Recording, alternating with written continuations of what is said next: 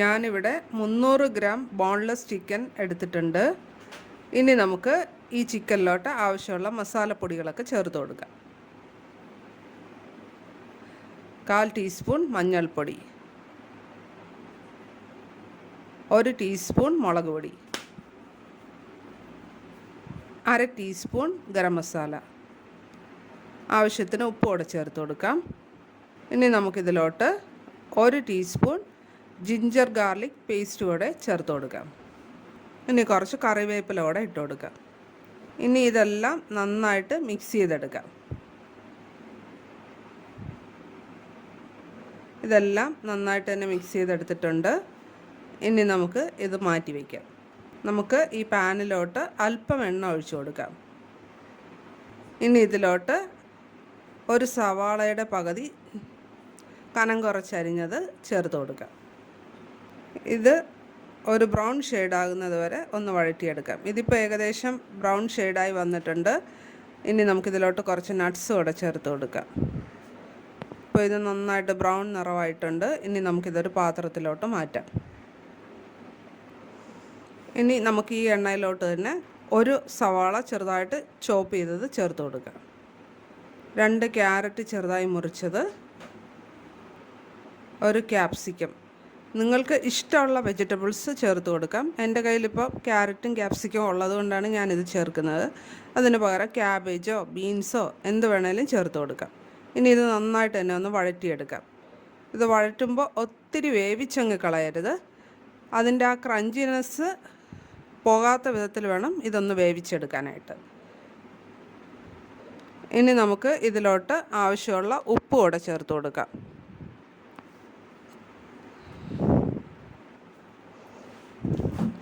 ഇനി ഇതിലോട്ട് ചോപ്പ് ചെയ്ത 1 ടൊമാറ്റോ കൂടെ ചേർത്ത് കൊടുക്കാം. ഇനി ഇതെല്ലാം ഒന്ന് നന്നായിട്ട് ഇളക്കി കൊടുത്തതിന് ശേഷം നമുക്കൊരു 2 മിനിറ്റ് ഇതൊന്ന് മൂടി വെച്ച് വേവിക്കാം. നമ്മുടെ വെജിറ്റബിൾസ് എല്ലാം അത്യാവശ്യം വെന്ത് വന്നിട്ടുണ്ട്.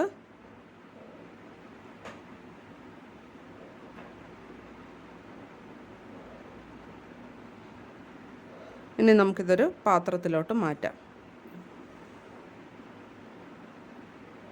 ഇനി നമുക്ക് ഈ പാനിലോട്ട് നമ്മൾ നേരത്തെ മാരിനേറ്റ് ചെയ്ത് വെച്ച ചിക്കൻ ചേർത്ത് കൊടുക്കാം. ഇതെല്ലാം ഒന്ന് നന്നായിട്ട് നിരത്തി കൊടുത്തിട്ട് നമുക്ക് ഇതൊന്ന് മൂടി വെച്ച് ഇതിൽ ചിക്കനിലെ വെള്ളമൊക്കെ ഒന്ന് ഇറങ്ങി അതൊന്ന് വറ്റുന്നത് വരെ വേവിച്ചെടുക്കാം. ചെറിയ തീയിലിട്ട് വേണം ഇത് വേവിക്കാനായിട്ട്. ഇതിപ്പോൾ ഇതിലെ വെള്ളമൊക്കെ നന്നായിട്ട് വറ്റിയിട്ടുണ്ട്. ഇനി നമുക്കിതിൽ 2 സ്പൂൺ എണ്ണ ചേർത്ത് കൊടുക്കാം.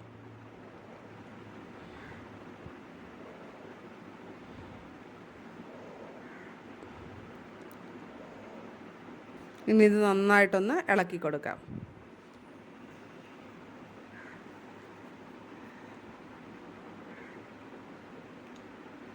ഇത് ഇളക്കിയതിന് ശേഷം മൂടി വെച്ച് നമുക്ക് കുക്ക് ചെയ്യാം. ഇതിപ്പോൾ നമ്മുടെ ചിക്കനൊക്കെ നന്നായിട്ട് ഫ്രൈ ആയി വന്നിട്ടുണ്ട്. ഇനി നമുക്കിതൊരു പ്ലേറ്റിലോട്ട് മാറ്റാം.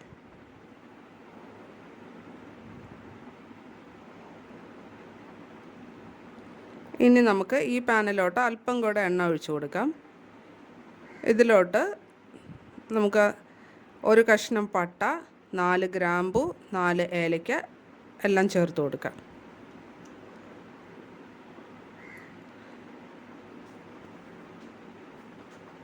ഇതൊന്ന് പൊട്ടി വന്നിട്ടുണ്ട്.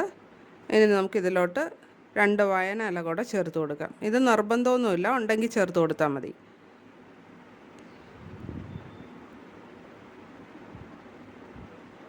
ഇനി നമുക്കിതിലോട്ട് 1.5 കപ്പ് വെള്ളം ഒഴിച്ചു കൊടുക്കാം. നമ്മൾ അരി അളന്നെടുക്കുന്ന പാത്രത്തിന് 1.5 കപ്പ് വെള്ളം ഒഴിച്ചു കൊടുക്കണം. ഞാനിതിൽ 1 കപ്പ് അരിയാണ് ഇടാൻ ഉദ്ദേശിക്കുന്നത്. അതുകൊണ്ട് ആ അരി അളന്നെടുത്ത കപ്പിൽ തന്നെ 1.5 കപ്പ് വെള്ളം ഞാനിതിലോട്ട് ഒഴിച്ചിട്ടുണ്ട്. ഇനി ഇതിലോട്ട് നമുക്ക് ആവശ്യത്തിനുള്ള ഉപ്പ് കൂടെ ചേർത്ത് കൊടുക്കാം.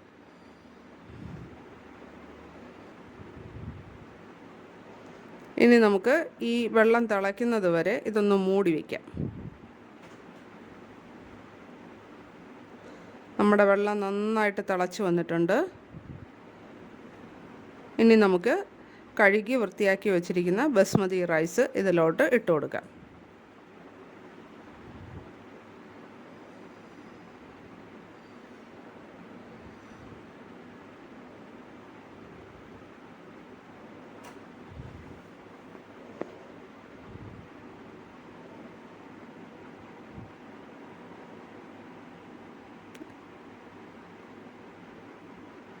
ഇനി നമുക്കിത് മൂടി വെച്ച് കുക്ക് ചെയ്യാം. നമുക്കിതൊന്ന് തുറന്ന് നോക്കാം. നമ്മുടെ അരിയൊക്കെ നന്നായിട്ട് കുക്കായി വന്നിട്ടുണ്ട്. ഇനി നമ്മൾ വഴറ്റി മാറ്റി വെച്ച വെജിറ്റബിൾസ് നമുക്ക് ഇതിലോട്ട് ചേർത്ത് കൊടുക്കാം.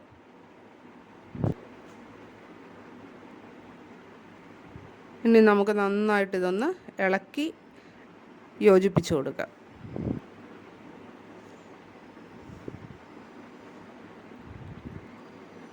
ഇനി നമ്മൾ ഫ്രൈ ചെയ്ത് മാറ്റി വെച്ച ചിക്കൻ കൂടെ ഇതിലോട്ട് ഇട്ട് കൊടുക്കുക.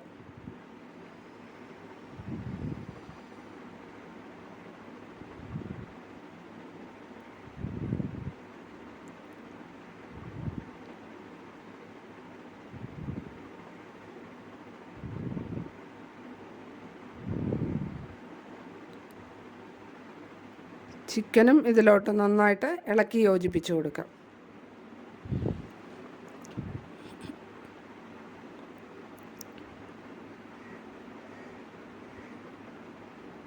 ഇനി ഇത് നന്നായിട്ട് നിരത്തിയതിന് ശേഷം നമുക്ക് ഇതിലോട്ട് 1-2 ടേബിൾ സ്പൂൺ നെയ്യ് ചേർത്ത് കൊടുക്കാം.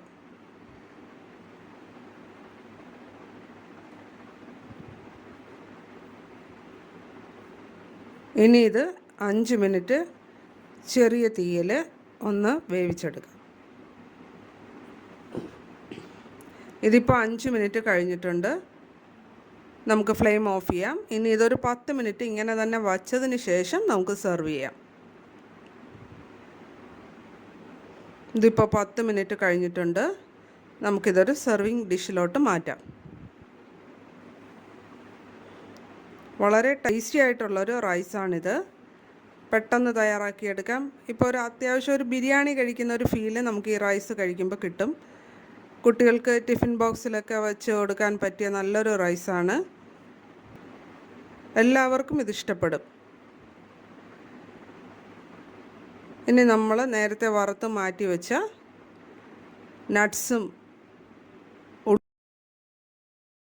അപ്പോൾ നിങ്ങളും ഈ റെസിപ്പി ഒന്ന് ട്രൈ ചെയ്ത് നോക്കുക. വളരെ ചുരുങ്ങിയ സമയം കൊണ്ട് നമുക്കിത് തയ്യാറാക്കിയെടുക്കാം. എല്ലാവർക്കും തയ്യാറാക്കിയെടുക്കാൻ പറ്റുന്ന ഒരു റെസിപ്പിയാണ്.